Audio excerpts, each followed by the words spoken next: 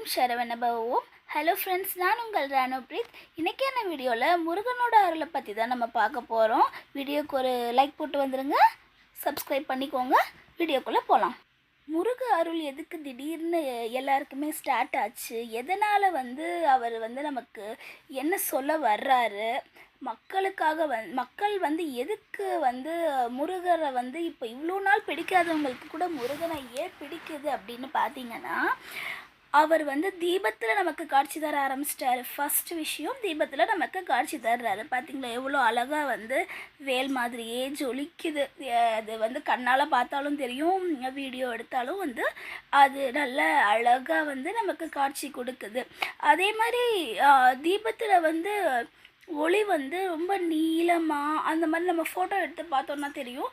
நார்மலாக நம்ம கண்ணால் பார்த்தாலே இந்த மாதிரிலாம் தெரிய ஆரம்பிக்குது. அப்புறம் இதெல்லாம் பார்த்துட்டு நம்ம யூடியூப் எடுக்கிறோம். யூடியூப் பார்த்தோன்னா நம்ம முருகன்கிட்ட ஏதாச்சும் ஒரு கேள்வி கேட்போம். கேள்வி கேட்டு முடிச்சுட்டு சரி பேசி முடிச்சாச்சு. அதுக்கப்புறம் சரி ஃபோனில் பார்ப்போன்னா, அந்த ஃபோனில் முருகர்கிட்ட நம்ம என்ன கேள்வி கேட்டோமோ அதுக்கான பதிலை அங்கே வச்சுருப்பார். சரியா? அவர்கிட்ட நம்ம கேள்வி கேட்ட மாதிரி ஆச்சு.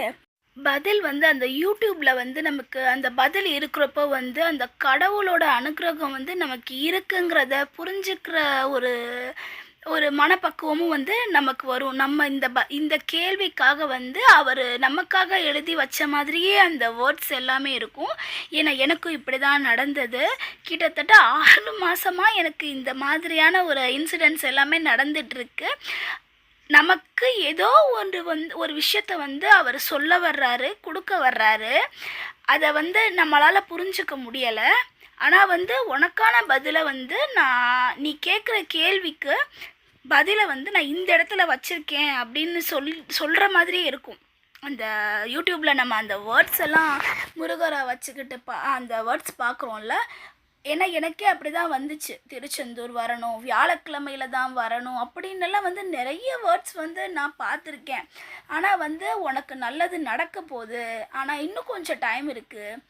நமக்கே தெரியும் அது இந்த மாதிரி என்னமோ நடக்க போகுது அப்படிங்கிறத நம்ம உள்ளுணர்வு நமக்கு சொல்லும் இல்லையா? அந்த உள்ளுணர்வு தான் இது. அதே மாதிரி இன்னொரு இன்சிடெண்ட் ஒன்று நடந்தது எனக்கு. என்னென்னா, முருகர் கோயிலில் போய் நின்றுட்டுருக்கிறப்போ எனக்கு முருகரோட அனுக்கிரகம் அப்போ தான் எனக்கு ஸ்டார்ட் ஆச்சு. அந்த நேரத்தில் நடந்த விஷயந்தான் இது. கோயிலுக்கு போயிருந்தேன், பூ வாங்கிட்டு போயிருந்தேன். பட் அந்த பூ நான் கொடுக்கவே இல்லை. அந்த பூ நான் சிவனுக்காக வாங்கிட்டு போயிருந்தேன்.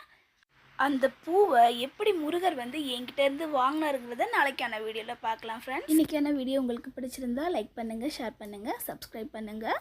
சப்ஸ்கிரைப் பண்ண மறந்துடாதீங்க. Please watch my video everyday. Thank you very much.